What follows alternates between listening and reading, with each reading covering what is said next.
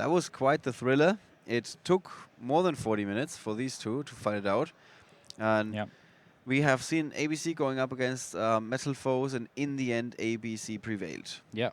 So Um, that's, must have been the theme of the weekend since we've got half of them in the I top was 16. actually surprised when we looked at the stats prior to the round that we only had 8 out of 14 ABC decks making it to the next round. Yeah. I thought that they were even more successful, to be honest, because in the quick, when we were writing down what won the round before in our printouts, I had a feeling that most of the time I was always writing down ABC. Mhm. Like the Dark Synchro deck that we had in the top 32, for example, got kicked out against ABC.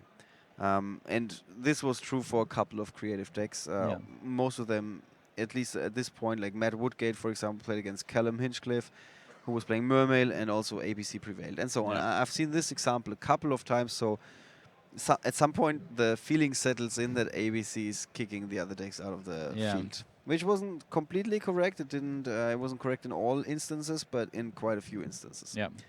All right. This went down as expected to some degree. Yeah. There were some tricky plays, some tricky moves where we weren't quite sure where it would go from here. Yeah. I think Emilian really struggled that second game. His opening hand was really poor. Yeah, and that He had too many side deck cards, really. yes, again this happened for the second time now.